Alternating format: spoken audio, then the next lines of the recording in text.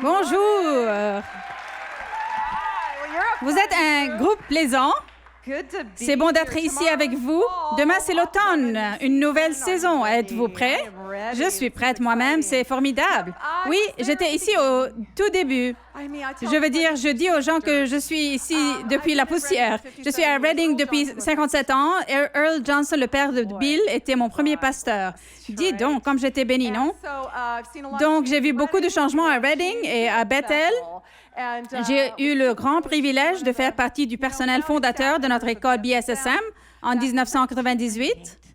Lorsque nous avons commencé avec peut-être 36 ou 37 étudiants, oui, juste un peu plus maintenant. Je me souviens du jour où nous rêvions de l'école et nous allions commencer l'école et je criais à Dieu et disais, « Oh, si nous pouvons seulement être 100 étudiants plus forts un jour. » Grande vision, n'est-ce pas? Heureuse que celle de Dieu était plus grande que la mienne. Alors, je dis aux gens que je vis dans le monde d'Éphésiens 3:20, qui dit, « Dieu peut être infiniment peut faire infiniment plus que tout ce que nous demandons ou pensons, ou même rêvons. » Donc, je suis si heureuse d'être ici. Et oui, je n'avais jamais prédiqué le dimanche ici, mais comme j'avais dit à un culte précédent, cette salle était ma classe. J'ai enseigné à BSSM pendant environ 20 ans et je viens de prendre ma retraite, mais pas de mon poste de ministère.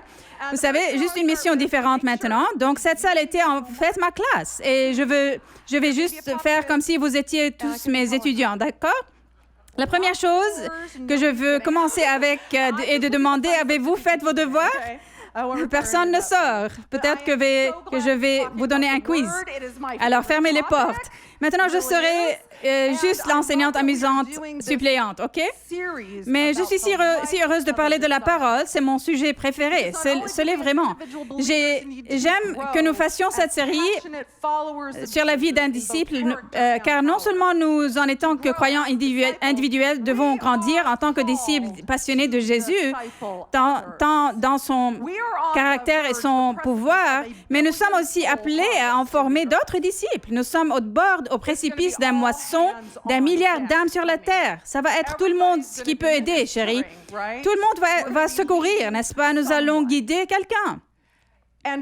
Et nous enseignons ce que nous savons. Mais nous communiquons qui nous sommes. Et si nous vivons une vérité, nous recevons une plus grande révélation de cette vérité.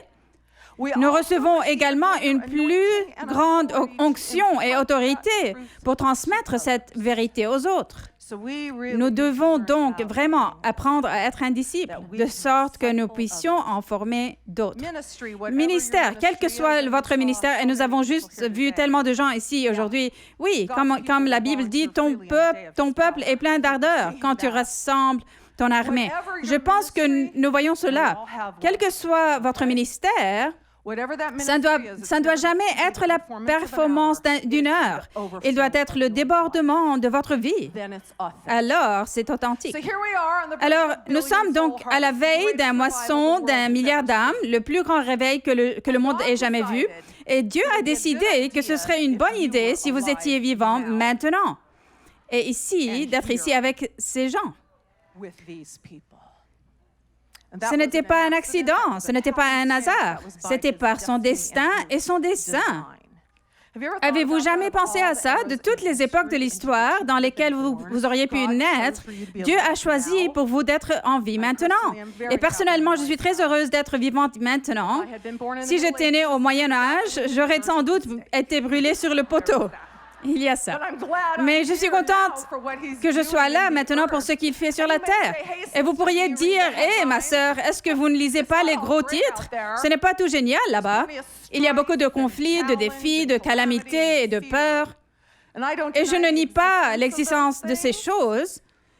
Mais quand vous regardez ce que Dieu fait dans le royaume, juste les 25 dernières années, la restauration du gouvernement apostolique, le prophétique, les signes et les prodiges, ils sont tous la vie chrétienne normale de nouveau, n'est-ce pas? L'unité dans le corps, comme nous ne l'avons jamais vu auparavant, tous ces courants différents se rejoignent pour souligner le dénominateur commun que Jésus est le Seigneur. C'est sans insister sur ce qui différencie leur dénomination. Nous voyons les femmes prendre leur propre place. Je ne suis pas féministe. Je suis une co-dominionniste, n'est-ce pas? Dieu rétablit les femmes à cette place dans le ministère. Et les gars, nous ne voulons pas prendre votre place, nous voulons prendre notre place à vos côtés. Et la louange, oh mon Dieu, l'adoration qui sont dues dans le monde entier. Les croyants ayant le pouvoir sont envoyés au plus haut échelon d'influence de toutes les couches de la société. Et une des plus belles choses de cette époque de l'histoire, ce que nous voyons dans ce mouvement de Dieu, c'est le mariage de l'Esprit de Dieu et de la parole de Dieu. Et c'était l'intention de Dieu depuis le début. Mais il est étonnant de voir comment, à travers l'histoire de l'Église, les gens ont divisé ces deux choses en camps séparés. Comme, nous sommes une Église de la parole. J'aime les Églises de la parole. Eh bien, nous vivons par le livre, c'est la parole. Quelques Églises disent. Et ensuite, vous avez, nous allons avec le Saint-Esprit, à ce qu'il dit en ce moment et ses manifestations. Et c'est génial aussi. Ils sont tous les deux géniaux. Et ils sont censés travailler ensemble. Dieu n'a jamais divisé ceci. Je veux dire, l'Écriture elle-même est inspirée. Cela signifie inspirituée. Le Saint-Esprit a écrit le livre. Jésus a dit, « Mes paroles sont esprit et vie ». Dès le début, nous voyons l'Esprit et la parole travailler ensemble. Dieu parle et le Saint-Esprit plane au-dessus de la surface de l'abîme. Nous prêchons et les signes et les prodiges suivent. Ils sont faits pour être ensemble. Et en cette heure, Dieu rétablit cela et c'est essentiel et intégral à ce qui va se passer sur la planète.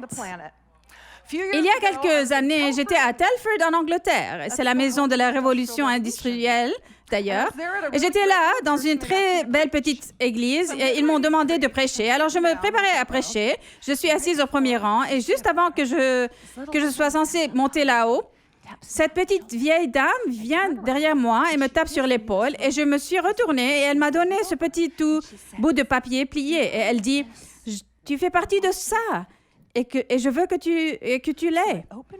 Et j'ai dit, oh, d'accord. Et alors, j'ouvre le papier et c'est une copie dactylographiée d'une parole que Smith Wigglesworth a prononcée en 1947, avant sa mort, juste avant sa mort. Et l'essentiel est ça. Il a dit, quand vous verrez l'Esprit et la parole épousés, vous verrez alors la plus grande moisson, le plus grand moisson que le monde ait jamais vu. Et nous voilà. Et il y a une grâce pour cet âge. Et vous en faites partie. Et il y a une disponibilité à comprendre et à recevoir la révélation de la parole comme jamais auparavant. Et nous savons tous que nous devrions lire la Bible. Nous sommes croyants, nous savons. Wow, la Bible me dit qui est Dieu, j'apprends qui je suis, j'apprends comment voir le monde. L'Écriture est utile pour enseigner, pour corriger, pour instruire dans la justice. L'homme ne vivra pas de pain seulement, mais de toute parole qui sort de la bouche de Dieu. Nous sommes nés de nouveau d'une sémence incorruptible de la parole. C'est une lampe à mes pieds et une lumière sur mon sentier.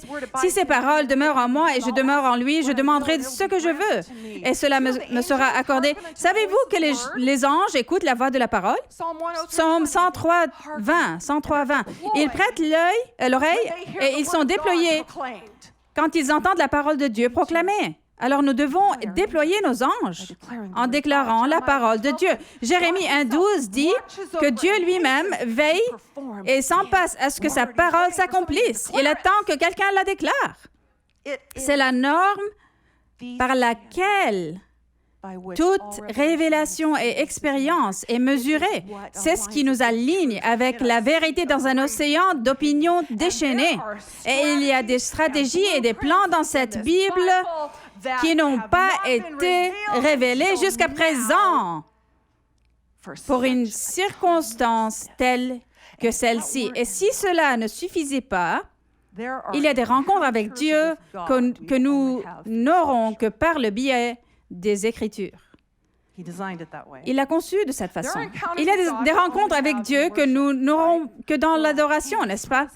Nous disons en sa présence, nous sommes entrés dans ses portes, nous sommes entrés dans la salle du trône.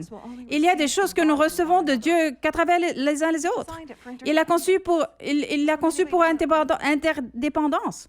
Il ne veut pas que quiconque soit une île. Vous prierez pour moi et j'aurai une parole pour vous et Dieu se manifestera de cette manière.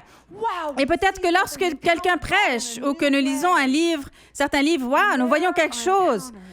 Nous rencontrons Dieu d'une manière nouvelle. Et il y a des rencontres avec lui que nous n'aurons que dans les Écritures. Et je disais à mes étudiants, je m'attends pleinement à ce que Dieu vous murmure quelque chose cette année. Et il va vous dire des choses comme « Rencontre-moi à Isaïe ce soir. J'ai quelque chose pour toi. » Avez-vous jamais lu les Écritures?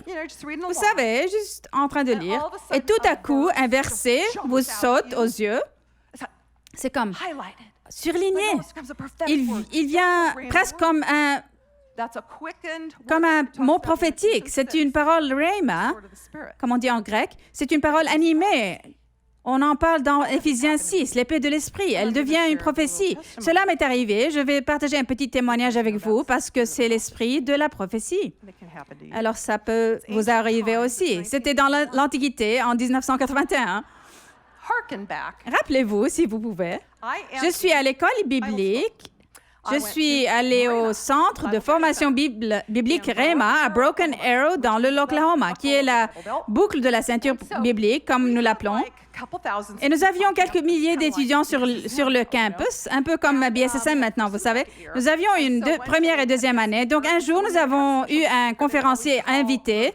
Quand il avait un conférencier invité spécial, il appelait toujours les deux classes, la première et deuxième année, ensemble. Et ils étaient tous dans cet auditorium.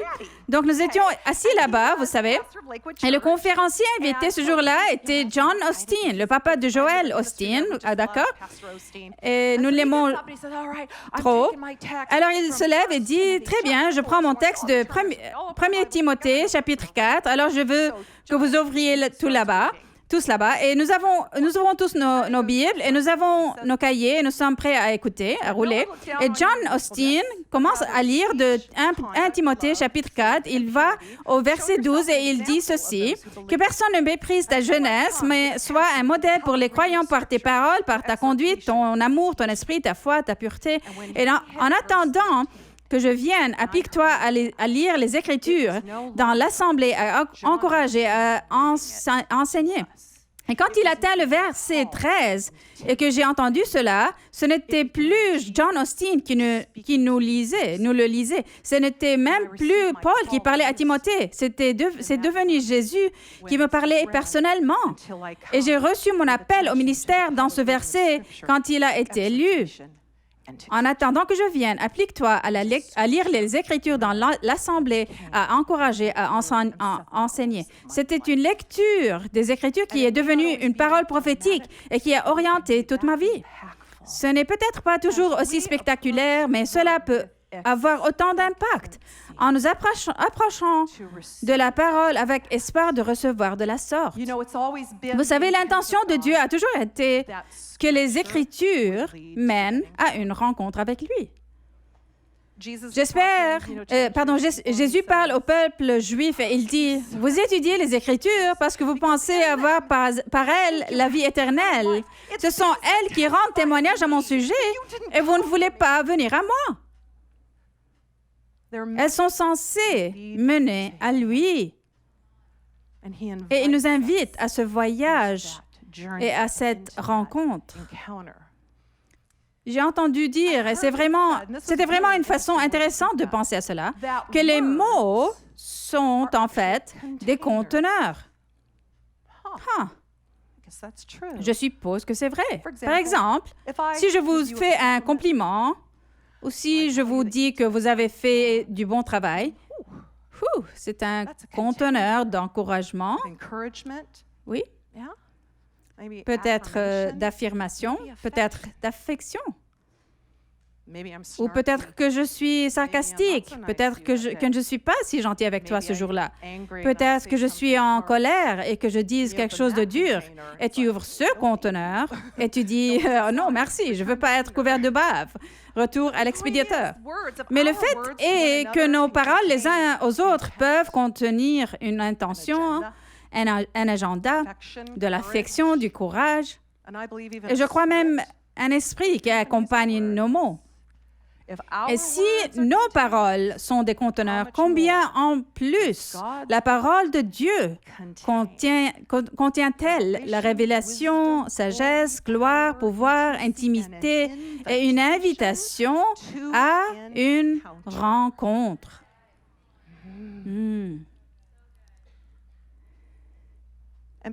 Et les gens disent, et cela vraiment m'ennuyait lorsque j'étais enseignante. Et ils le pensaient sincèrement, mais j'aurais non seulement des étudiants, mais d'autres personnes venir et me dire, tu sais quoi, Bernie, je ne comprends pas tout simplement la parole. Et ils étaient sincères, et je comprends. Ils me disent, je la comprends simplement pas. Vous savez, elle est juste sèche. Je ne peux pas tout simplement pas me connecter avec elle. Je vous entends enseigner, vous faites un excellent travail et tout. Mais pour moi, c'est vraiment difficile pour moi d'extraire quelque chose du tout de la parole. Mes professeurs m'ont dit que j'avais des problèmes d'apprentissage. Et en ce qui concerne les Écritures, c'est l'un des plus gros mensonges que l'ennemi est vendu à l'Église. Les gens disent, je suis ni érudit et grec, ni hébreu, je ne suis pas un prédicateur, je ne peux pas le comprendre. Mais je leur dis, nos cerveaux étaient aussi faits pour la parole de Dieu que nos esprits. Nous ne sommes pas seulement destinés à penser les pensées de Dieu. Nous sommes en fait conçus pour cela. Je m'en fiche de vos contextes, de ce que l'on vous a dit. Vous êtes une nouvelle créature en Christ. Les choses anciennes sont passées. Et je vais vous donner un verset que j'adore, Psaume 119, verset 32. Je cours sur la voie de tes commandements, car tu épanouis mon cœur. L'auteur du psaume dit, je cours à fond selon ta parole, la mettant en pratique et la recevant, parce que toi, Dieu, as élargi mon cœur. Et en hébreu, cela signifie littéralement, car tu m'as donné la largeur d'esprit. La référence ici est l'endroit où Salomon a reçu la sagesse et le discernement sans précédent de Dieu. Et elle dit, et il a eu l'esprit large. Nous parlons de capacité à comprendre, oui, dans notre esprit, mais aussi dans notre cerveau. Tout ce que le premier homme, Adam, a perdu dans le jardin d'Éden à cause de la désobéissance, le dernier Adam, Jésus, a reconquis et restauré par une obéissance parfaite. Si vous pensez à ce qui a été perdu, nous étions séparés de Dieu, n'est-ce pas? Cela a affecté les êtres physiques. Maladie, mort. La terre était affectée. Des épines infestaient le sol. Et qu'en est-il mentalement et émotionnellement? La peur, le tourment, la honte, la culpabilité, la capacité limitée. Et Jésus restaure tout ce qui a été perdu. Sacrifice parfait, il est devenu ce qui était le pont et la réconciliation entre nous et le Père. C'est par ses blessures que nous sommes guéris. Il a même porté une couronne d'épines. Il a racheté la terre. Et je crois nous a sauvés d'une mentalité de pauvreté. Et qu'en est-il de nos âmes, de notre esprit, de notre volonté, de nos émotions? La punition qui nous donne la paix est tombée sur lui. Psaume 103, c'est lui qui pardonne toutes tes fautes, qui guérit toutes tes maladies. Celui qui délivre ta vie de la tombe, la dépression, la culpabilité, la honte, la capacité limitée, l'angoisse, le supplice. Il a rendu tout possible pour nous d'être restaurés. Nous sommes en train d'être restaurés dans nos âmes. Nous avons été donnés la pensée de Christ. Nous sommes transformés par le renouvellement de l'intelligence. Ce n'est pas un esprit de timidité que Dieu nous a donné, mais un esprit de force, d'amour et quoi? De sagesse. Non seulement il nous a rachetés et nous a mis sur le chemin de la restauration, mais notre cerveau est en réalité câblé à la parole. Et je ne plaisante pas. Et je vais vous montrer. Vous savez comment les Écritures parlent qu'il est important de méditer sur la parole? Est-ce que c'est vrai? Oui. Psaume 1, celui qui médite la parole jour et nuit ressemble à cet arbre planté au bord de l'eau. Son feuillage ne se flétrit pas et il donne son fruit en sa saison, quelles que soient les circonstances. Peu importe ce qui se passe autour de vous, vous donnez des fruits connectés en méditant. Josué, quand il reçut sa commission, fut informé que ce livre de la loi ne s'éloigne pas de toi. Médite-le jour et nuit. C'est alors que tu auras du succès. C'est alors que tu réussiras. Si tu le médites. Et nous ne parlons pas de la manière orientale. Méditation. La méditation biblique signifie ruminer, non? C'est l'analogie de la vache à plusieurs estomacs. Elle mâche la nourriture, elle l'avale et la digère un peu, puis elles vont la ramener et la mâcher de nouveau. C'est ce roulement, encore. En bien, je ne sais pas vraiment comment méditer, les gens me disent. Je veux dire, c'est quoi ça? Je veux dire, comment fais-tu ça vraiment? Je veux dire, je sais que je suis censée de le faire, mais comment le fais-tu? Eh bien, j'ai de nouvelles pour vous. Nous l'avons tous fait toute notre vie. Nous sommes tous assez compétents pour méditer. C'est juste que nous l'avons fait très probablement de manière négative. Ça s'appelle s'inquiéter. Pensez-y, lorsque vous êtes inquiet à propos de quelque chose, vous imaginez toutes les possibilités, vous la regardez sous tous les angles. Ça grandit et c'est le processus de méditation. Nous avons le hardware, nous devons juste installer le bon software, n'est-ce pas? C'est vrai. Prenez cette écriture, c'est comme, j'imagine que je suis dans cette scène avec Jésus, je marche avec lui sur la mer de Galilée. Quel est ce mont? Je regarde-le sous cet angle. Regarde-le sous cet autre angle. Vous voyez? Vous pouvez déjà le faire. Non seulement il nous a restaurés et a racheté tout ce qui nous avait été perdu, mais nous sommes également câblés pour la parole. Nous pouvons avoir une compréhension et une révélation de cette écriture parce que, devinez quoi, celui qui a écrit ce livre vit à l'intérieur de nous. L'auteur de la parole, parce que nous avons le Saint-Esprit, il est un tuteur personnel dans les mystères de Dieu. C'est l'information ultime d'initié, mon ami. Ce n'est même pas juste. Lorsqu'il se préparait à affronter sa crucifixion dans Jean 16, il parlait aux disciples.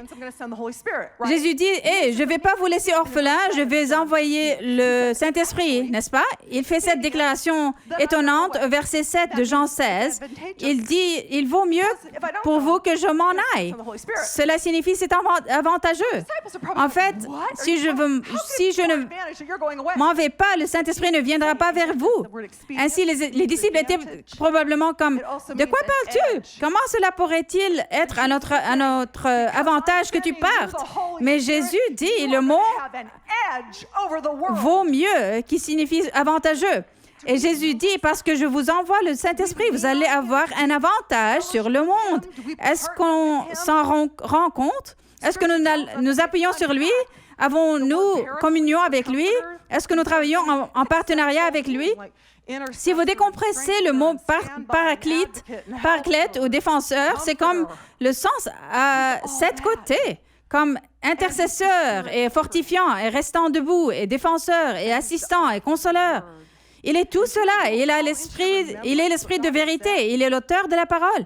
Et savez-vous qu'il vous rappellera ce que Dieu avait dit? J'ai trouvé cette écriture en tant que très jeune croyante. Il y avait cette fille baptiste. Je fréquentais une étude biblique. Voici, je vais à Bethel et il y a cette fille baptiste et elle peut citer des chapitres complets. Et je suis un peu jalouse. Bien sûr, c'était juste d'une certaine manière, mais je pensais comme moi, je veux pouvoir faire ça. Comment fait-elle cela? Je suis remplie de l'Esprit. Je parle en langue. Je me disais, elle est une baptiste, mais elle a toujours le Saint-Esprit aussi. Alors, un jour, je lisais mes dévotions. Comme chaque nouveau croyant, vous commencez par l'Évangile de Jean, n'est-ce pas? J'arrive donc à Jean 14 et je lisais que Jésus parlait à ses disciples et il parlait du Saint-Esprit et je tombe sur le verset 26. J'étais juste assez peu instruite pour ne pas savoir que c'était probablement Jésus qui parlait aux disciples parce qu'ils allaient écrire la Bible. J'étais juste assez peu instruite pour comprendre ce verset comme une promesse personnelle. Et le verset disait, « Le Saint-Esprit vous enseignera et vous rappellera tout ce que je vous ai dit. » Et j'ai trouvé ce verset et je me suis dit, je le veux. Et à partir de ce moment, Dieu m'a donné un rappel surnaturel de l'Écriture. Je ne suis pas un génie et je dis juste que c'est une promesse. Et ce n'est pas pour frimer, débattre ou être flamboyante. C'est pour quand j'en ai besoin. Les Écritures sont là. Et écoutez ceci, il me les donnera dans des traductions différentes aussi, si je les ai lues dans des traductions différentes. Et c'est comme quand ils me disent quoi je mette là-bas en moi. Le Saint-Esprit est fidèle. Le Saint-Esprit aime vous apprendre. Il veut notre succès plus que nous. Je vais vous lire ce verset de la traduction amplifiée, Amplified de la Bible, juste une partie du verset parce qu'ils sont vraiment longs. C'est donc Jean 16, 13, parlant du Saint-Esprit, et Jésus dit, mais quand lui, l'Esprit de vérité, l'Esprit qui donne la vérité, c'est sa nature. C'est ce qu'il veut faire. Il veut donner la vérité. Quand l'Esprit qui donne la vérité vient, il vous guidera dans toute la vérité entière. Il ne prononcera pas son propre message de sa propre autorité, mais il dira tout ce qu'il aura entendu du Père. Il donnera le message qui lui a été donné et il vous annoncera et vous déclarera les choses à venir. Et il va vous le transmettre. Le Saint-Esprit va nous transmettre ce qui appartient à Jésus et ce que dit le Père. On dit que le Saint-Esprit réussit toujours dans ses missions et je crois qu'il le fait. Nous sommes sa mission et il le veut encore plus que nous. Et c'est un processus. Il nous invite dans le processus, n'est-ce pas? Le renouvellement, la restauration est un processus. Oui, il dit qu'il stocke une sagesse solide pour nous et non pas de nous. Vous remarquez la différence? Il emmagasine une sagesse solide pour nous. Et il est dit dans Proverbe 25, 2, la gloire de Dieu, c'est de cacher les choses. La gloire des rois, c'est d'examiner les choses. Et vous et moi sommes les rois et les reines qui doivent les examiner. Nous sommes les prêtres royaux et il nous invite à cette relation, à ce romance, à ce voyage pour collaborer avec lui et examiner la vérité. Et je serai honnête, il y a eu de nombreuses fois où je voulais venir à l'avant après le culte et que Bill et Johnson et Chris Vallotton me mettent leurs mains sur ma tête et téléchargent tout ce qu'ils savent. Mettons ceci au micro-ondes, boum, raccourcis le processus. Beaucoup plus efficace. Comme nous disons ici, votre plafond est mon sol, n'est-ce pas? Dieu ne le fait pas de telle manière. Il veut que nous partagions ce voyage avec lui. Nous savons que lorsque nous avons été sauvés, c'était ce programme en une seule étape. Des ténèbres à la lumière, des idoles à Dieu. Et nous étions une nouvelle créature en ce moment. Maintenant, nous pouvons partager un voyage avec lui. Dieu veut des fils et des filles qui vont s'associer à lui et grandir en son image parce que c'est le cadeau que nous avons la chance de lui donner. il ne nous oblige pas à croire, il ne force rien. Il ne se contente pas du tout télécharger. Il ne veut pas de robots, il ne veut pas d'esclaves. Il veut ceux qui l'aimeront librement et lui feront une offrande volontaire et choisiront de le chercher chaque jour. Donc, il nous invite à cela. Les gens me demandent, où est-ce que je commence? Certaines personnes aiment lire leur Bible au cours d'une année et je crois que c'est génial. Il y a un réel mérite à le faire. Si c'est ce que Dieu vous dit de le faire, si c'est comme ça qu'il veut s'associer avec vous cette année prochaine, c'est beau. Mais je crois fermement en la qualité avant la quantité. Vous savez, ça ne doit pas nécessairement être la lecture de la Bible au cours d'un an. Ça peut être un verset pendant un moment, ou juste un certain livre, ou certains chapitres qui résonnent avec vous, qui vous parlent, qui vous nourrissent. Et nous pouvons commencer à les méditer. Wow, il y a tellement d'outils maintenant d'aide. Et vous n'êtes pas obligé de transporter des livres comme je le faisais moi-même. Tout est en ligne maintenant, littéralement à portée de main. Savez-vous que nous avons une étude biblique qui est en cours maintenant sur l'application YouVersion? L'application est toute sur la vie d'un disciple. Nous avons tellement de livres dans notre librairie que nos gars et nos filles ont écrits et qui contiennent des guides d'études. Quelle belle façon de commencer! Mais je dis aux gens que c'est vraiment la qualité avant la quantité. Matin au soir, on me demande. Je veux dire n'importe que fonctionne le mieux pour vous. Maman, tu es super occupée. Enferme-toi dans la salle de bain, passe du temps seul et investis en toi-même. Et Jésus, dans sa parole, vous le valez bien. Pendant le temps de conduire, de courir, d'entraînement, vous êtes sur le tapis roulant en écoutant la parole. Vous pouvez le faire comme ça. Je me souviens à l'époque, quelqu'un se souvient des cassettes? Oui, les cassettes faisaient fureur. Quelqu'un m'a donné un ensemble de la Bible racontée en entier, et c'était cool. Bien sûr, cela a été raconté par un acteur britannique, parce que vous savez que l'accent britannique est plus loin. De toute façon, c'est ce que je ferais. Juste pendant le trajet entre la maison et le travail ou les courses, je glissais une cassette et je pouvais parfois écouter toute une épître, n'est-ce pas? Pendant le trajet du travail à la maison. J'ai réalisé, c'est ainsi que l'Église du 1er siècle a entendu les lettres. Eh bien, mais pas avec un accent britannique probablement, mais elles ont été lues à la congrégation en une seule séance. Vous savez, nous avons des versets et des chapitres maintenant, donc c'est un peu brisé. Nous lisons quelques versets et ça suffit. Et c'est bien, mais quand j'ai pu les écouter en une seule séance comme ça, j'ai pu voir des choses et elles se sont connectées. Et je recevais des révélations. Je les ai reçues quand je lisais aussi. Et la foi vient de ce qu'on entend et ce qu'on entend vient de la parole. Nous pouvons faire ça. Vous savez, les étudiants ici ont beaucoup de possibilités et de moyens pour étudier la Bible pendant leur étude à BSSM. Et nous avons beaucoup de bonnes classes, mais quand ils quittent, quand ils vont obtenir le diplôme, ils venaient parfois me dire, « Hey, Bernie, que dois-je faire à propos de l'étude biblique maintenant? Je veux dire, par où dois-je commencer? Que dois-je faire? » Que recommandes-tu? Et c'est ce que je leur dis toujours. L'intérêt stimule l'apprentissage. C'est ça le fait. Pensez-y, dans n'importe quel aspect de la vie, ce qui vous intéresse, cela va attirer votre attention. Et j'ai dit, de quoi Dieu te parle-t-il? Qu'est-ce qui résonne avec toi? De quoi peux-tu en savoir plus? De quoi veux-tu en savoir plus? Est-ce les relations, les finances, la paix, la guérison? Nomme-le toi-même. C'est ce que tu vas chercher. Tu commences ce voyage avec lui. Et je leur recommanderais d'obtenir un journal intime. Vous pouvez le faire sur votre ordinateur maintenant. Je prenais ma concordance, je cherchais ce sujet, ce mot, et je trouvais les écritures à ce sujet. Je commence juste à les lire. Ensuite, je verrai ces références comme je l'avais fait avec les psaumes.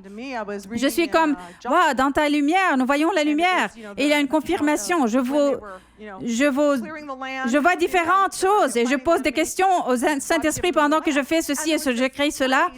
Et vous faites cela et vous enseignerez à partir de ce journal et vous ferez des disciples de ce journal. Cela m'est arrivé à moi-même quand je lisais le Josué. C'était le récit de l'époque où il défrichait la terre des habitants. Il y avait cette phrase qui se répétait sans cesse lorsque je lisais à propos de Josué. Elle disait, et l'ennemi tomba sur le tranchant de l'épée, du tranchant de l'épée. Et j'ai pensé, c'est un peu bizarre. Pourquoi n'a-t-il pas simplement dit « est tombé par l'épée » ou « l'ennemi est tombé ». C'est toujours « l'ennemi est frappé du tranchant de l'épée ». Et j'étais sur le point de dire « eh bien, c'était une juste expression de la journée, peu importe ». Et j'ai tourné la page, mais tout à coup, j'entends « bonjour ». Le Saint-Esprit m'a dit « bonjour » et un petit coup, un murmure doux et léger, pas accablant. « Bonjour, tu veux peut-être vérifier cela? Pourquoi ne le recherches-tu pas? » « Pourquoi pas? » J'ai dit. Donc, je l'ai recherché. J'ai pris ma concordance, trouvé là où il est écrit tranchant dans Josué. OK, voici les versets. Oui, c'est le mot. Et la définition hébraïque du mot tranchant est littéralement bouche. Pardon? Le tranchant de l'épée est la bouche. Et je sais que dans l'Ancien Testament, nous voyons en caractère et ombre les réalités de la Nouvelle Alliance. Et je pensais, nous avons une épée, c'est l'épée de l'Esprit. Éphésiens 6, la parole animée de Dieu. Et j'ai vu dans cet exemple que le tranchant de cette épée de l'esprit, où il rencontre le coup de mon ennemi, c'est ma bouche. Ainsi, lorsque je déclare cela, je prie cela, et je suis d'accord avec la parole de Dieu, cela devient le tranchant dirigeant de l'épée de l'esprit dans ma vie. Et j'aurais raté ça si je n'avais pas écouté « Bonjour » en partenariat avec le Saint-Esprit. Il veut nous ouvrir toutes ces salles de révélation. Wow! Nous avons tellement d'outils, comme nous avons déjà dit, les concordances, les lexiques, tous en ligne. Mais je dois dire que le moyen de recevoir le plus haut niveau de révélation et de compréhension des Écritures est en les mettant en pratique. Et non pas simplement être un auditeur oublieux, ce que nous pouvons tous être, mais un faiseur efficace. Cela les fait passer du domaine de la théorie et la connaissance mentale à la réalité. Oui, c'est là que nous devons le message. Nous devons la lettre vivante, connue et lue de tous les hommes. Nous devenons des personnes qui font des nations des disciples parce que nous vivons la vérité. Et comme nous l'avons dit, vous recevez une plus grande compréhension et onction et autorité quand vous l'avez vécu, n'est-ce pas? N'est-ce pas vrai? L'un de vous a-t-il reçu une provision de Dieu, une guérison de Dieu, une bénédiction de Dieu? Quelqu'un peut-il en débattre? Non! Trop tard! Tu m'as venu trop tard! Je l'ai éprouvé, je l'ai vécu, c'est ton témoignage. Et personne ne peut en débattre. Il y a une progression vers la révélation. Jésus parlait encore aux Juifs. Jean 8, il dit, « Vous êtes les descendants d'Abraham, mais vous cherchez à me tuer parce que ma parole n'a fait aucun progrès en vous. » Il y a une progression. Ce n'est pas seulement de la théorie. Ce n'est pas seulement quelque chose que nous entendons et disons, « Oui, je suis d'accord avec ça. » Il faut aller plus loin. Nous l'avons dans notre esprit, oui, parce que notre personne d'esprit aime la parole de Dieu, aime tout ce qui se concerne l'esprit. Nous pouvons être d'accord avec cela mentalement. Nous pouvons chercher et renouveler notre intelligence selon cela, mais nous sommes appelés à la mettre en pratique. Et il est dit dans Romains 6 que même nos membres sont soumis à la parole de Dieu et à la volonté de Dieu et la nouvelle création. Même nos membres physiques deviennent des armes de justice. Nous sommes comme cette corde à 3 fils parce que c'est dans notre esprit, c'est dans notre intelligence et maintenant c'est même dans notre corps. Les psychologues nous disent cela. Il existe 3 niveaux d'apprentissage, essentiellement pour les êtres humains. Le premier niveau est que nous entendons une vérité ou un fait. Nous entendons des informations et nous sommes d'accord avec elles. Consentement mental. Oui, c'est vrai. Cela peut être vrai de la parole, non? Nous entendons une prédication et pouvons dire, oui, je suis d'accord avec ça, c'est vrai. Les psychologues nous disent que le deuxième niveau d'apprentissage est lorsque cette vérité suscite une réponse émotionnelle de notre part. Peut-être on peut dire, c'est un autre niveau qui m'a énervé, cela m'a excité, je suis vraiment content de ça. Et le niveau d'apprentissage le plus profond, disent-ils, est lorsque cette vérité affecte un changement de comportement. La science ne fait que vérifier ce que Dieu a déjà dit, n'est-ce pas? Quand on la met en pratique. Alors, j'entends par exemple que nous sommes censés de pardonner ou partager ou donner cette parole prophétique ou partager Jésus. Et lorsque nous commençons à mettre en pratique notre foi, la parole se fait l'homme à travers le corps de Christ. Et nous sommes équipés pour faire des nations des disciples. Je peux en dire beaucoup plus, mais nous manquons de temps. Je vais vous demander de vous lever et tenir une main. Si vous pouvez vous lever, levez-vous. Levez-vous. Je vais prier pour vous et pour moi, parce que nous vivons dans un âge incroyable. Et il y a une grâce pour cet âge. Et c'est une grâce de recevoir de la parole de Dieu comme jamais auparavant. Alors, je vais vous lire une prière extraite de la Bible. Je pensais que ce serait approprié, car nous avons actuellement des anges qui sont debout maintenant et qui souhaitent être déployés. Je vais lire ceci dans Éphésiens, chapitre 1. Paul priant pour les Éphésiens. Je prierai ceci chaque année pour mes étudiants. Alors, pourquoi ne fermez-vous pas les yeux? Verset 16, je ne cesse de dire toute ma reconnaissance pour vous lorsque je fais mention de vous dans mes prières. Je prie que le Dieu de notre Seigneur Jésus-Christ, le Père de gloire, vous donne un esprit de sagesse et de révélation qui vous le fasse connaître. Je prie qu'il illumine les yeux de votre cœur, que vous sachiez quelle est l'espérance qui s'attache à son appel, quelle est la richesse de son glorieux héritage au milieu des saints, et quelle est l'infinie grandeur de sa puissance qui se manifeste avec efficacité par le pouvoir de sa force envers nous qui croyons.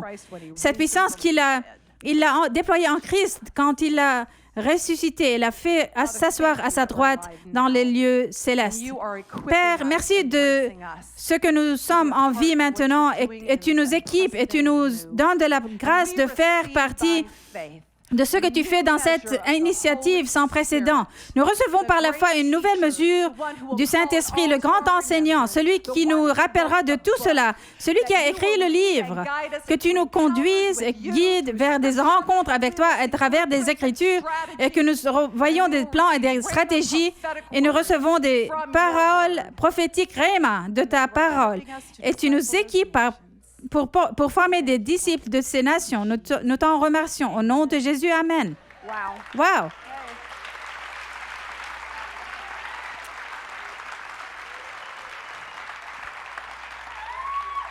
Vous avez été une bonne classe et vous obtenez tous la note A.